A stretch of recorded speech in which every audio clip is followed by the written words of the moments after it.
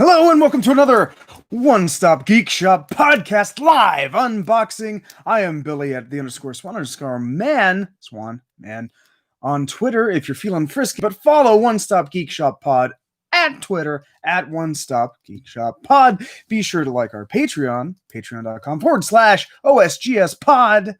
And be sure to download our podcast on iTunes, Spotify, and where you get your finer downloadable content. And today, war. We are unboxing the former War Machine, not Marvel, current Viking experience, Viking Raiders, WWE Mattel Elite Wave 80, Ivar and Erik, the Viking Raiders. So first things first, FTC made fake Jax toys of these guys, like 3 years ago?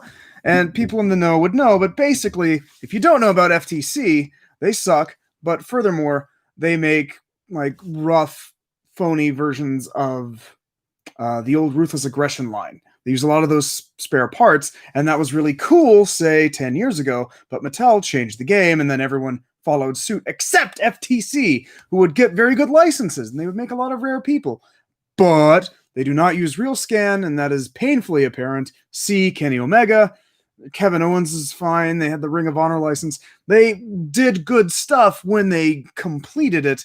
It's just very long going and for like $40 a figure or so. So I personally am not a fan. So I reserve the right to say poo-poo on all of that. I literally have made better customs with Ruthless Aggression style back when it was in vogue, but that's more than a decade ago, right? It's all changed now. We got, Boss Fight Studios, of the Vitruvian Hacks line, which I have way too many of right here. And they're doing, Legends of Lucha Libre. You have Jazzwares, former Jacks, making AEW, and they're all this elite scale with an attention to detail that Mattel has really pushed forward. And that was the hope for me when Mattel got the license, was that, they would apply some of that Barbie excellence with accessories to WWE, and they have not failed often.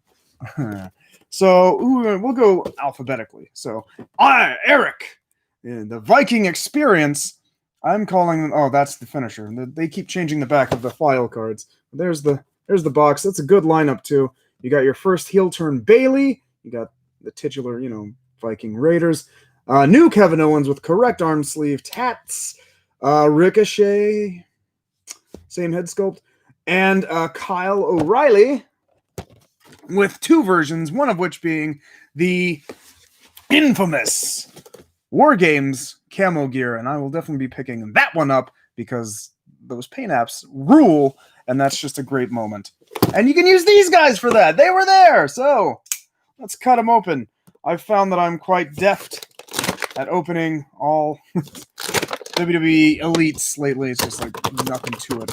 Do it in my sleeve. ASMR for toy collectors. So he's got two hands, so we can do the double edge, do that for Viking Raiders, and the spare hands, so he's got double cuppy fists. Nothing holding him on the back except, hell, these strange little clips. Yeah, stretch it out. Could use the knife. Smart guy. I don't know if I like these better or worse than the rubber little, fake rubber bands, the little clear guys. They're not as in the way, and they can pop off easier if you just want to rip the package open and pull the individual out. But, pop them. Solid crunch. So, okay. I got a good head scan, good true effects. I'll arrange his headpiece so that he's not so twisted. But there you go. Complete with... Oh, that didn't work. Complete with face paint. He's doing the little gimmick with his... Throwing the horns. Very good. Looks like he's got... I'll take that off. Boop. Excellent hairdo. And he has a very big rubber stopper right there. So he's ready for action with the one little bit. And he's got a molded on belt over his trunks there. So it's a separate piece, but it's molded on. So That's pretty cool. It doesn't come off, but he works in it to add an extra layer of dimension. So fix that a little bit, and there you go. He is ready for wrestling. And keep the gauntlet on for now, so that I can have the entrance gear, and then they can come mess me up later and hit me with the Viking experience, their former name. Good ball joints on the legs, but they are those weird mushroom plug things that can snap off. Earlier Mattel WWE Elites definitely did that. And it's heartbreaking, especially for certain smaller sized guys, like CM Punk, for example. Couldn't get a good crotch out of him to save my life. Here's this. We will get Ivar. The finisher. Weight 305, 6'2", Raw and NXT Tag Team Champion. And says, like ferocious Norse warriors, the Viking Raiders decimate their enemies until there's nothing left. The raid is on. Let's see what the other one. I was remiss, but the stats are still the same, more or less, except that Erik is 247. And they say the same thing. So I'm glad that I skipped that, because it's the same copy. That's a little lazy, but I mean, the deco, I think, makes the wave for this. This is the money that they were very counting on to sell, and it worked on me, because here I am buying them first, because I did not want to fight the crowds to get this much anticipated wave. So you get the little hands out. Boop. Boop. He has no tats, not as many tats, so you won't lose your Viking Raider fists, although he might get his mixed up with Aleister Black's, and I'll have to remember whose tats are whose. But I usually don't swap out too often once they got a good mix. I try to keep one of a unique hand and the other of a more practical hand. But it depends. I think Daniel Bryan's mitts, I think those are very good for his grappling style. So I'm just going to leave it that way, because he's the one that looks that way. And he deserves unique hands. Pop him out. Oh! Fun helmet. He's got the Maleficent gear going on. So he has the opposite arm, obviously, so they can both throw the horns in their own special way. I think his helmet's better. It's not as loose, but great deco on the elbow pad. He's got the good legs. There we go. So we'll take the crown off, ready for war, and we'll take the same kind of strap. It might be the same piece, actually, from a different... Yeah, it's the same piece from a different side. So you put them together, and you got complete shoulder pads.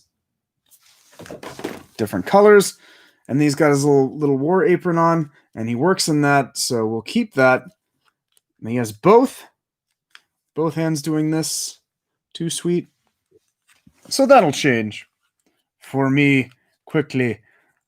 But yeah, pretty good. I'm enjoying that he has the big ball-jointed hips. So hooray. Good detail on not only the very visible tattoo, but he also has one peeking out over there for your completists. So yeah, looking under his skirt. He's got a very good torso mold. I don't know if it's original to him. I don't have a lot of super heavyweight guys like this, but then again, how many are there? So I would say that this chest mold is possibly unique to him, unless I don't think because it's too thick to be Braun Strowman, but I haven't compared them, so maybe we'll get to that later. But basically, he might be a little tall, but for the gimmick and everything, drop him down. For the gimmick and everything, it'll be fine. So face these two guys in the ring, take their little gauntlets off, and now you have tag team, and that's pretty great. That's pretty toyetic. All the paint apps are really excellent. I lucked out. I got good face scans and everything. So yay! The Viking Raiders. The war is on. Who should they face? The Fig Fed's going crazy. Not the WWE one, but we'll work on that. If you have any questions, comments, or concerns, of course, leave a comment, like, share, subscribe. Hit me up with all of your hate mail or love mail. I prefer the love mail. And as always, never grow up, never surrender. That and that.